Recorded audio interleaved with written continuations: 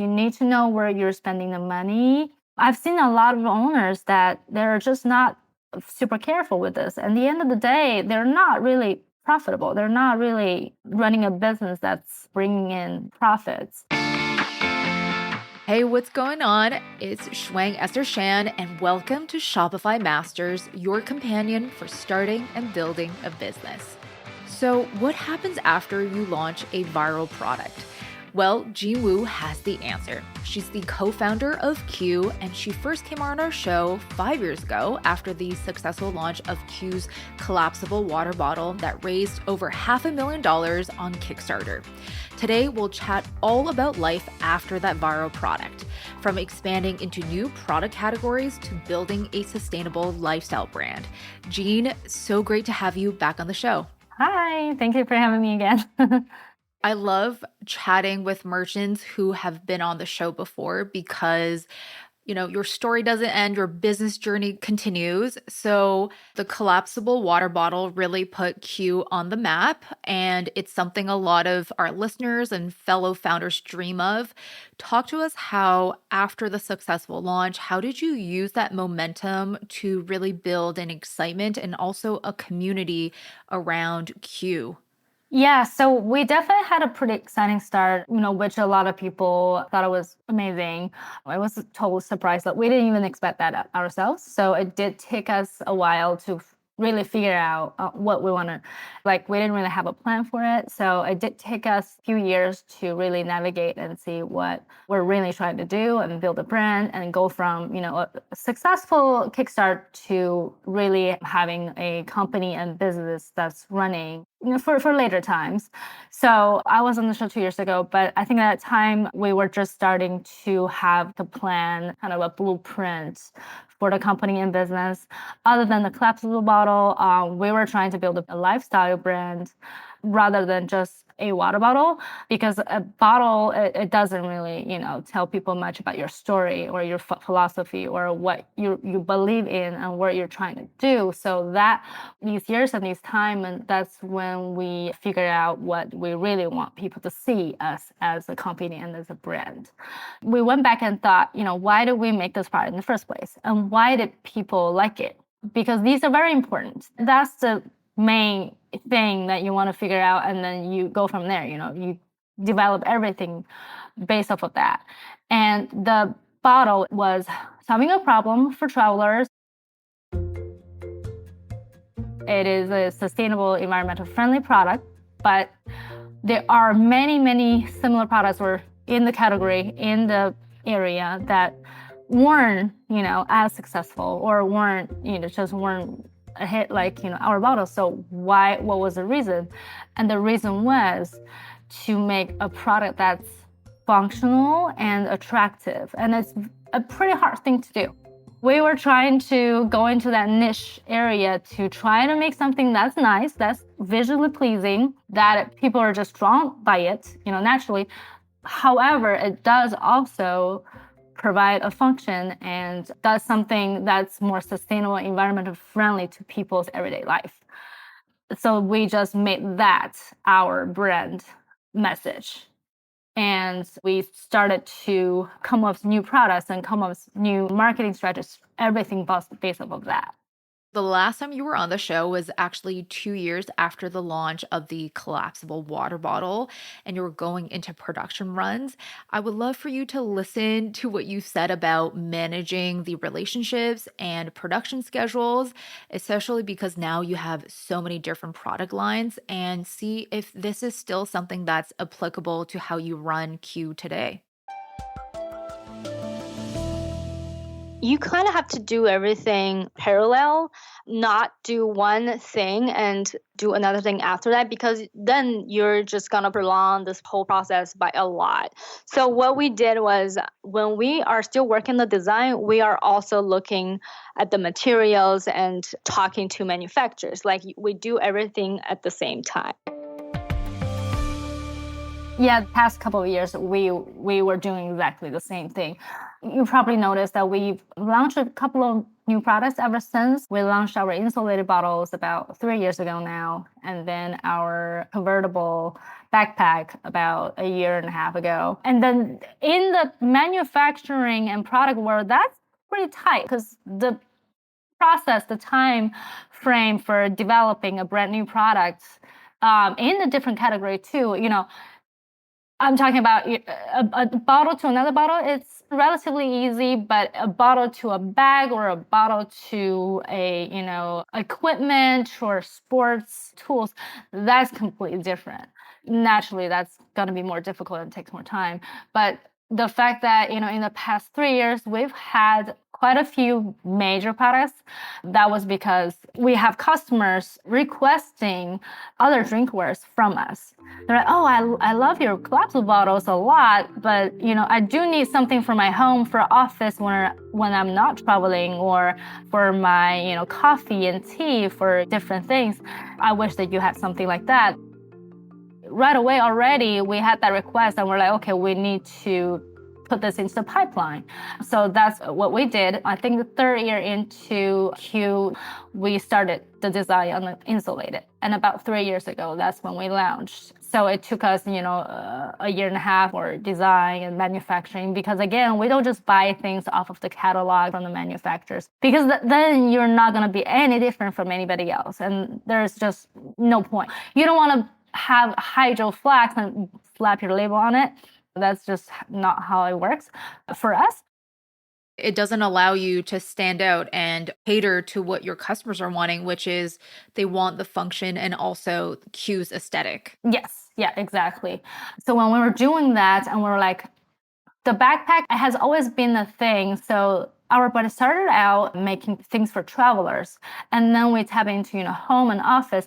But the commuters and people who travel a lot, need to look professional and sleek and just clean and care more about designs. They're in between, right? So we wanted to fill that gap too. And the backpack is a perfect example for that. It's essentially a travel backpack, but with a style and a built-in laptop sleeve, so that people can take it to work, or people can just really work anywhere. We have a lot of customers comment that, oh, this bag is perfect for a consultant.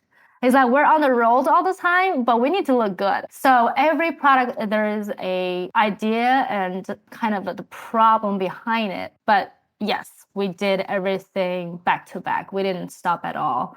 If you have seen it and you have had that idea in your head, you're just gonna go ahead and get started. I think what's different now versus the last time you were on the show was, at that time, you were just producing the water bottle, so it might have been easier to talk about materials, sync up with the manufacturers, and do everything all at once. But now you have multiple layers, right? You're redesigning the backpack, you're doing insulated water bottles, you're doing utensils. So it feels like the layers multiplied. Now you're doing multiple steps for multiple products. How has that been? It's been a lot. Yes, you're absolutely right. From dealing with 1 to 2 manufacturers, really, we are now dealing with at least 5. Because here's the thing with manufacturing, especially in China. For example, most of the plastic manufacturers, they would produce, silicone products or stainless steel products, even glass. But they all stay within their categories. You're never going to find somebody that can make water bottles to make a backpack. So what happened was that we had to find a different manufacturer for a different product, and sometimes even different parts of the products. For example, the backpack is made of 100% recycled plastic. And we might be able to find a manufacturer that can make the bags exactly how we want it, meaning that they could do the design, they can do the different compartments, the pockets, and the magnetics, closures and stuff. But they have to find somebody else that can supply them the fabric that's made out of recycled plastic. Because not everybody can get those recycled materials. That's why recycled materials is essentially a lot more expensive than just regular polyester, polymer materials. We're talking about 30, 40% more. When you do a new launch, always do test batch. Don't go ahead and order 100,000 units, but you would always just say, hey, what's the minimum? Let me just get the minimum and see, how it goes, right? So with a minimum order, they just won't go above and beyond and try to meet your requests. And there's a lot of back and forth, and that was all during COVID, keep in mind. So there's no travel going on. So we can't go there and see. We can go there and meet them. So it's all through video, through FaceTime. And when you receive the samples, it might very well be completely different than what they were talking about. So it was even more challenging for somebody to do these kind of development or product, research during that time. Sounds like a very complicated management of different relationships and actually advocating and fighting for the designs and materials you want, which is a new challenge compared to the last time you were on the show. Before, you mentioned a bunch of tools that really helped the launch of Q bottles, like ShipStation. Has there been new applications or tools you've discovered that helps you manage your manufacturing or launch processes that are new to you since the last time you were on the show? Yep. So ShipStation is for shipments and shipping. So it's pretty awesome. We still use ShipStation. It's been 8 years. I think they improved a lot, means that you can ship with multiple carriers. Before it's predominantly just the post office, USPS, but now you can ship UPS and FedEx and DHL for international packages, and it's integrated with not only Shopify but a lot of other third-party platforms too. So that's definitely one of the tools that when you first start a e-commerce business.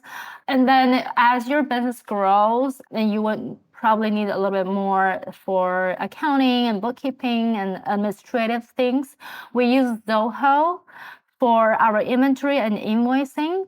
It has been great. We've been using them since we started too. I like them because it's also all-in-one. Zoho is a pretty big company, and they also, offer all-in-one service. So you can invoice your customer, you can do CRM, which is customer relationship management on there, and you can also track your inventory, which is important. We had a pretty big inventory problem in the beginning where we oversold or we miscounted. So we essentially sold customer things that we don't have. So that was the last thing you want to do. So with that, it has improved a lot. Bookkeeping is important because you do want to keep track of your expenses and profits so you have a better idea how your business is running. We highly recommend Bench.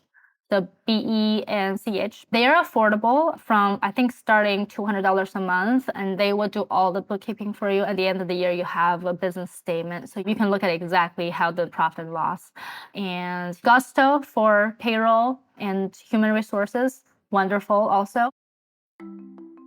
And the most awesome, amazing thing is all these services and SaaSes, they talk to each other. You can use their APIs, and they're all integrated. So Gusto will send your payroll expenses directly to Bench, and so you don't have to do anything really.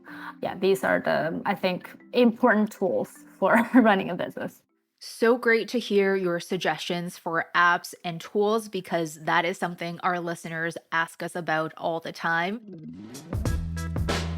Speaking of our listeners, we would love to take a moment to thank you for tuning in to Shopify Masters. Make sure you're subscribed and share the podcast with your friends so more people can discover Shopify Masters, and leave us a review with your feedback or comment for the show. Thank you so much. We just wrapped up on your advice on the different apps and tools. That's one of the new learnings. You've had all these discoveries on new services. I think within the last 5 years, you've also been through a gauntlet of challenges because of COVID, especially you're creating products that are for people on the go when your customers are no longer allowed to be on the go. How did you deal with that challenge? How did you change Q to actually meet customers where they are? That is a great topic here because it was quite dramatic. So we had a great year, 2019, right? So our revenue was just tripling and sales were going great. Sometimes from the B2B side of the business, we could have one big account that would just order $250,000 in POs or $500,000 in POs. It was great in 2019. And it was looking like the same way until February 2020. It was so dramatic. Like no one was prepared for that.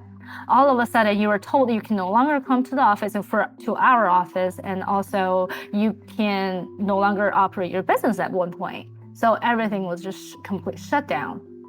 So there was no traveling, and so our sales declined so much.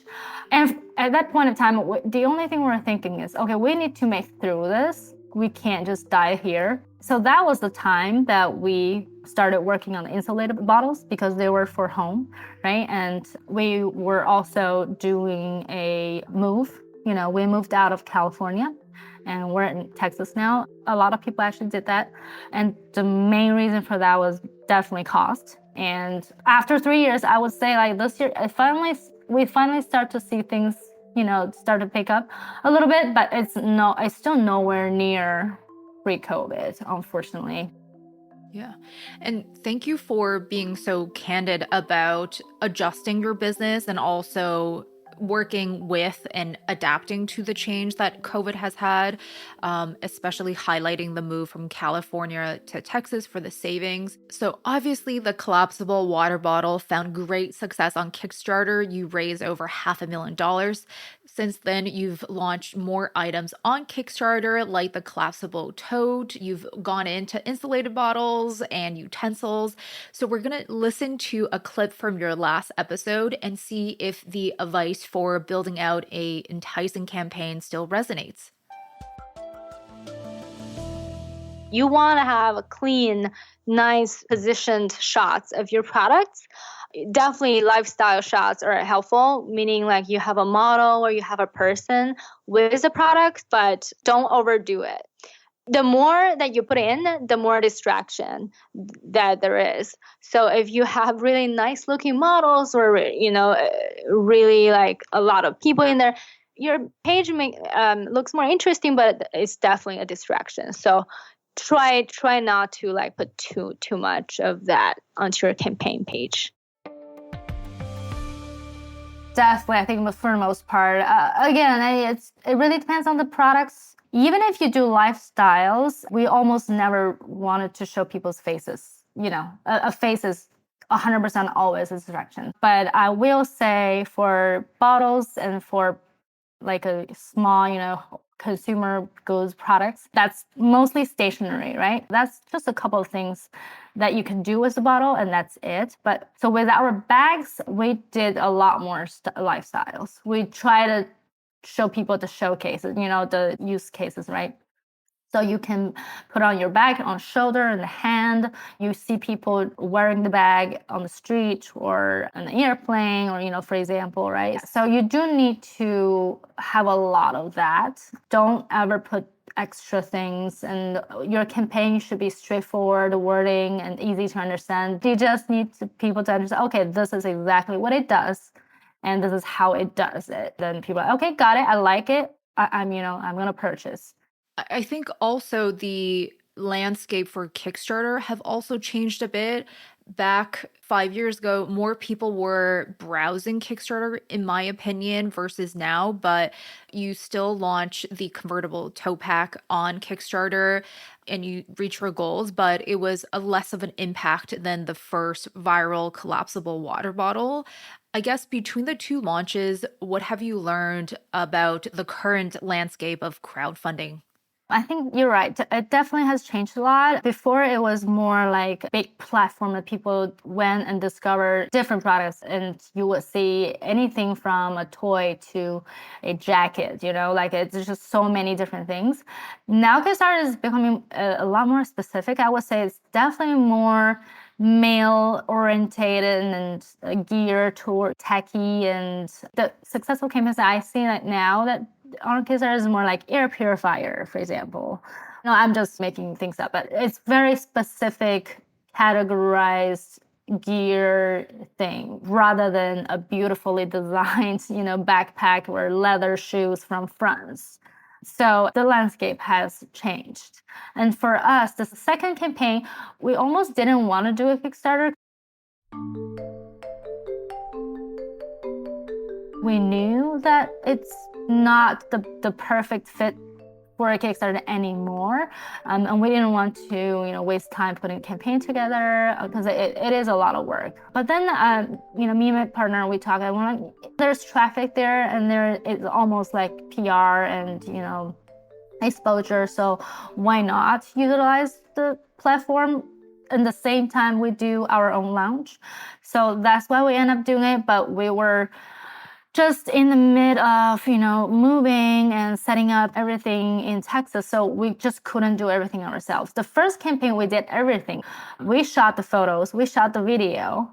I wrote the script, I wrote the page and everything. But this time we hired a production company to do the video and the pictures too. So, and it's definitely different because no one understands your products and no one talks about your products better than yourself.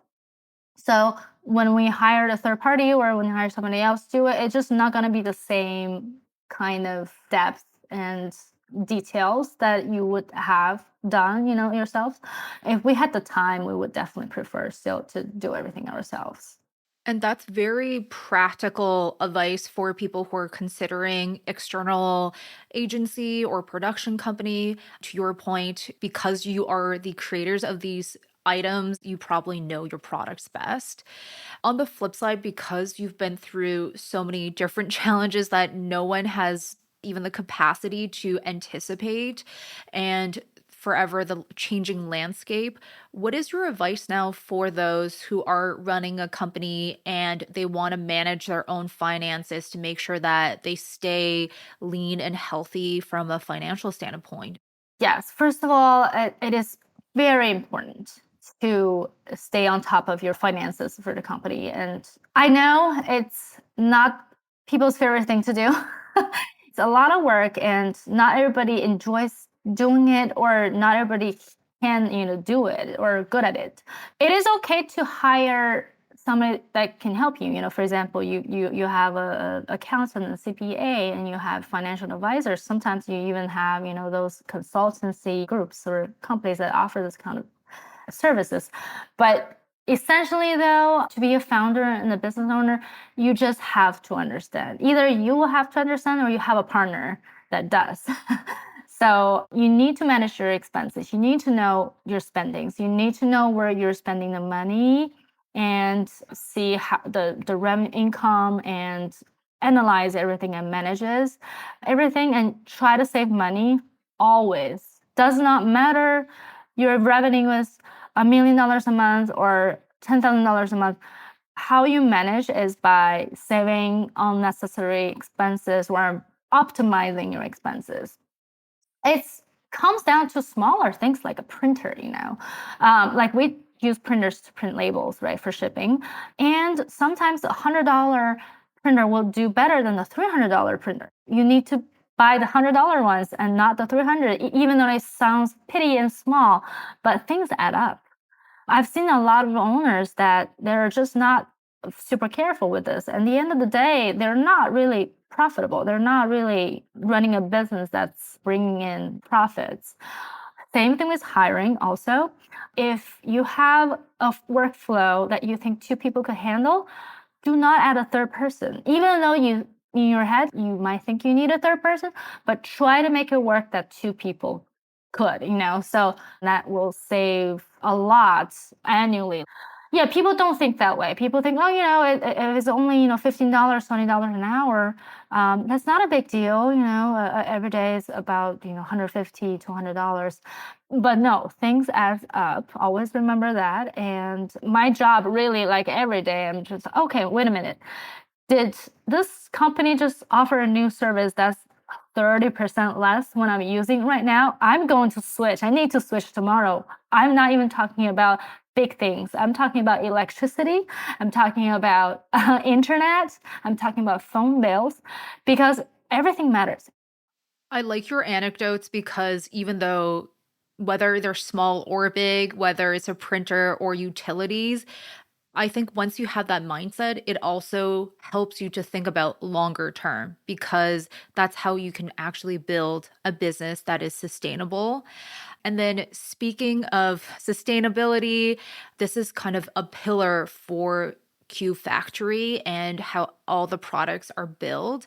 How do you build a business that highlights sustainability and you're also being profitable? Because a lot of the times people think the two doesn't really go together. No, they don't. Yeah, I mean, I just told you, how can you be profitable when you just have to spend 30% more on materials already, not even talking about everything else? So it's about balancing it out and finding the right price and the right customers, I would say, right? So from day one, I tell people I'm not making cheap products. I'm not. These things are not cheap because the way they make, the function they're trying to accomplish, the materials I use to make it sustainable, to make it minimally impact the environment. I'm not saying we are going to be the company that saved the world. We're going to be the company that saved all the fish in the ocean and we're going to be the most eco-friendly company in the world. No, I'm a very practical person. I'm really realistic. I don't overpromise and I don't overpromise people with my brand. So I tell people what we're doing is just, even if it's just slightly better than how we traditionally make things, it's better, we're doing something. Even if you just bring your own cup for today, you save 1 or 2 bottles, it's something, right? So at least we can do something about it. We're not going to be like, do not use a single plastic bottle ever in your life. That's not realistic. That is extreme. That is too much to ask, right? So I know that.